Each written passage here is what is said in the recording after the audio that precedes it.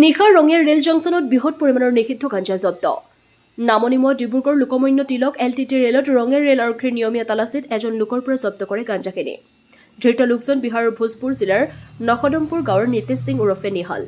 ধৃত নীতিশ সিং ওৰফে নিহালৰ পৰা ৰেল আৰক্ষীয়ে জব্দ কৰে 6টাকৈ পেকেট আৰু 56 কেজি নিষিদ্ধ গাঞ্জা। নীতিশ সিঙে মৰণিৰ পৰা বিহাৰলৈ সৰবৰাহ কৰিছিল নিষিদ্ধ গাঞ্জাখিনি।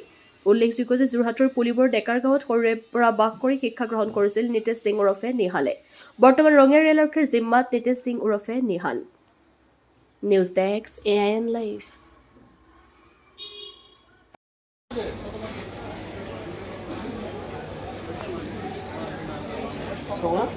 ষ্টাফক আজি মানে ট্ৰেইন চেকিং ডিউটিৰ কাৰণে পঠিওৱা হৈছিল। গুৱাহাটীটো নহয়, ৰঙিয়াটো গুৱাহাটী, আকৌ গুৱাহাটী বেক টু ৰঙিয়া। তো যেতিয়া ৰিটাৰ্ণ তেওঁলোকে আহি আছিল, মুম্বাই LTT ট্ৰেইনখনত উঠিছিলে আমাৰ ডিউটি চেকিং পাৰ্টি যিকেইজন আছিলে। তো আহি থকা অৱস্থাত ট্ৰেইনতে এজন সন্দেহযুক্ত ল'ৰা এজনক পালে। তাৰ নাম আছিলে নীতিশ সিং আছিলে। তো এই নীতিশ সিঙৰ লগত 5টা বেগ আছিলে। 5টা বেগৰ ভিতৰত 4টা বেগত সি গাঞ্জা লৈ আহিছিলে অবৈধভাৱে কঢ়িয়াই। সি নিজে স্বীকাৰো কৰিছে। তাৰপিছত তাৰ লগৰী এটা আছিলে, তাৰ লগৰীয়াটো ইতিমধ্যে আমি কৰায়ত্ব কৰিছোঁ আমাৰ বেলেগ এই GRP টিমৰ দ্বাৰা। তেওঁ বৰ্তমান বৰপেটাৰ ৰোডত আছে মেবি। তো তেওঁক লৈ অহাৰ ব্যৱস্থা কৰিম।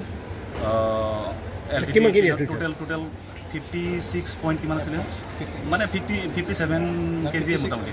কোনখন ট্ৰেইনত পোৱা গৈছিল? মুম্বাই LTT টাউন যিখন আছিলে সেইখনত পোৱা গৈছিল। মাৰ্কেট ভেলু মানে পাৰ কেজি আপোনাৰ 50,000 হয় নেকি? সেই হিচাপে আপোনাৰ কিমান হ'ব কেলকুলেশ্যন। ঠিক আছে ছাৰ। ক'ৰ পৰা ক'লৈকে নিব আহিছিল? তেওঁ মৰিয়নিৰ পৰা কাটিহাৰলৈকে লৈ যোৱাৰ কথা আছিলে।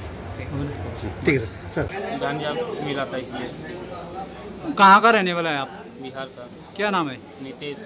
कहाँ से आए थे? असम से।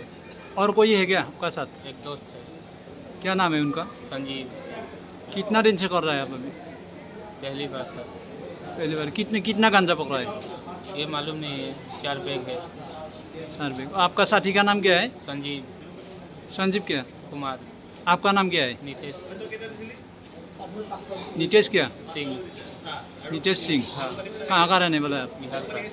बिहार कौन सा जिला? भोजपुर। गाँव? मखदुमपुर।